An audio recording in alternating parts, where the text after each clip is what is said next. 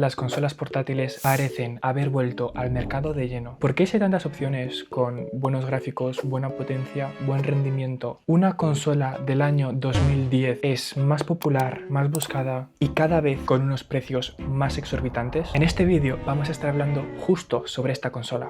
Lo he dividido en estas secciones importantes que vamos a tocar y vamos a empezar con la primera. La gran diferencia de estas consolas un poco más antiguas es que tenían una cantidad enorme de detalles que la hacían sentirse más viva, casi como un amigo o compañero. Por ejemplo, te voy a decir algunas cosas que me encantaron de esta generación: el Street Pass, el Spot Pass, o no sé si recordáis las monedas de juego, esas monedas que cuando te llevabas la Nintendo 3DS en modo reposo, al hacer una cierta cantidad de pasos te recompensaban con monedas, y luego las monedas las podías canjear en diferentes juegos. Recuerdo muy bien jugar al Animal Crossing New Leaf y utilizar 2 monedas para canjear una especie de galleta de la suerte que te daba Tom Nook en su tienda y podías conseguir objetos exclusivos. Y son este tipo de experiencias que hace que la consola sea tan única a día de hoy, porque aunque si bien es cierto que puedes utilizar algún emulador de PC para jugar a este tipo de juegos o para canjear estas monedas, la experiencia se pierde por completo, no es lo mismo. O por ejemplo esos blocs de notas que los podíamos utilizar para hablar con nuestros amigos por mensajes. Todo se sentía más vivo y estabas más conectado con tu alrededor, y es justo esto lo que le falta a las consolas de nueva generación. La 3DS tenía una personalidad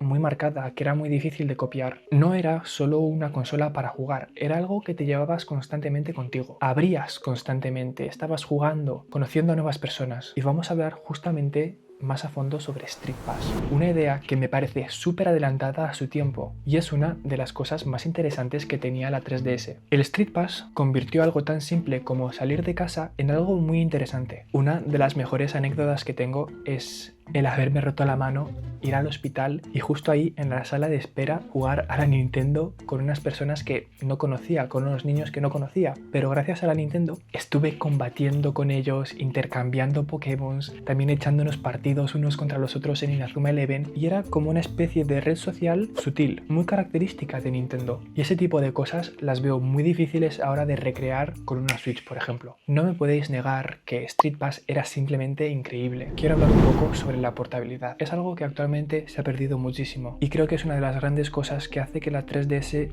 sea muy exitosa aún a día de hoy, porque la gente quiere una consola portátil. Si la Switch 1 ya era muy difícil de llevar contigo a todos lados, prácticamente con la Switch 2 es imposible de hacerlo. Funciona más como una consola de sobremesa, y justamente creo por eso que la 3DS tiene tanto valor actualmente, porque se queda más o menos a medio camino. No es una consola del todo retro, pero tampoco es tan actual como las que tenemos ahora mismo. Y ahora vamos a hablar sobre el catálogo de videojuegos. En el vídeo anterior de la 3DS hablé sobre títulos muy conocidos como el Animal Crossing, el Inazuma Eleven o el Pokémon. Pero en este vídeo te quiero hablar sobre videojuegos que no han sido porteados y que sí o sí necesitas una 3DS para poder disfrutar al 100%, como por ejemplo Tomodachi Life, Fantasy Life, Kid Icarus Uprising o los Yokai Watch. Y estos juegos necesitan sí o sí una 3DS, como te comentaba antes, para tener la experiencia completa. Es verdad que puedes descargarte un emulador e intentar jugarlos en PC, pero una de las mejores cosas de estos juegos es jugarlos con el hardware original, porque para este tipo de juegos necesitas la doble pantalla que tenía la 3DS.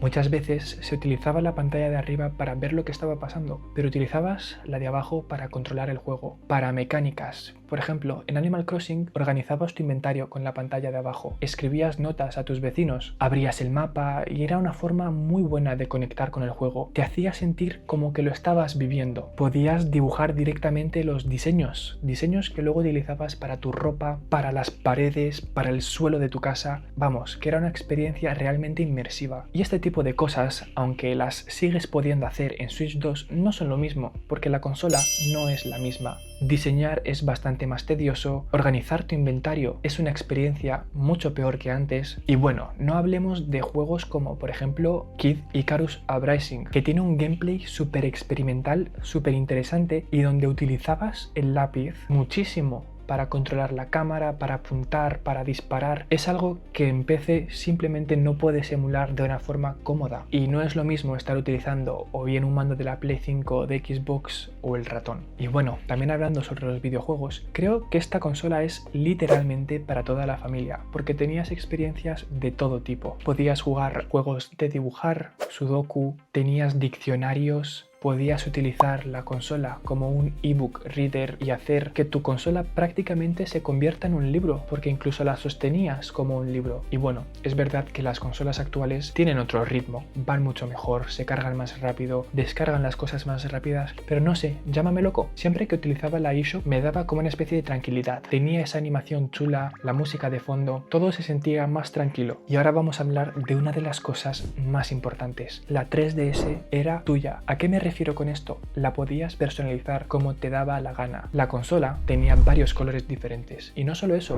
la New Nintendo 3DS le podías cambiar la carcasa fácilmente, pero lo más importante de todo era el interior. Temas con tus videojuegos favoritos, Pokémon, Inazuma Eleven, Animal Crossing, Mario, Sonic. Había una infinidad de opciones y ahora puedes incluso cambiar la música de fondo, puedes hacer prácticamente lo que tú quieras y todo era muy personalizable. También podías crear tus propias carpetas, organizar los juegos como te daba la gana, esconder las aplicaciones y ponerlas en una carpeta separada al fondo del todo. Vamos, que esa consola se sentía muy tuya, podías hacer lo que tú querías con ella. Ahora el menú de la Switch y de la Switch 2 son prácticamente lo mismo, puedes elegir solo tema claro o tema oscuro, no tiene ni pizca de personalidad. Y no hablemos de la PS5, el tema de la personalización está cada vez peor. Vamos a hablar ahora sobre el que yo creo que es el mayor motivo y la mayor razón por la que la Nintendo 3DS todavía está tan viva y es tan querida por todos. Y obviamente estamos hablando sobre la comunidad. Una comunidad que cuando Nintendo descartó la 3DS contra todo pronóstico, al cerrar la eShop, esta comunidad la revivió de nuevo. Y bueno, recuerdo perfectamente cómo muchas personas se preocuparon mucho por el cierre de eShop. Justamente yo recuerdo haberme tenido que descargar todos los juegos que había comprado por la eShop, porque Nintendo avisó de que una vez esta cerrase no podrías volver a descargarlos. Y bueno,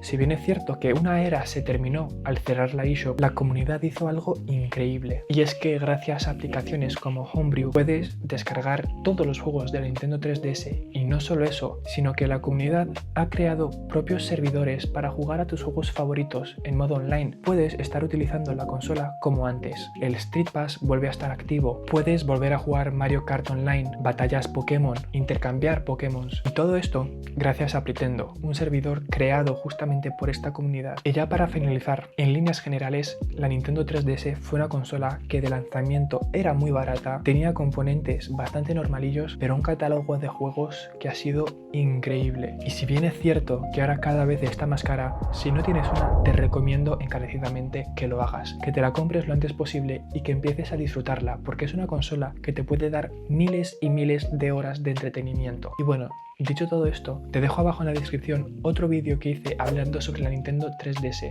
En ese vídeo tienes informaciones totalmente diferentes a estas. Y dicho todo esto, espero que te haya gustado este vídeo y que te suscribas para más contenido de este estilo. Nos vemos en el próximo vídeo. Chao, chao.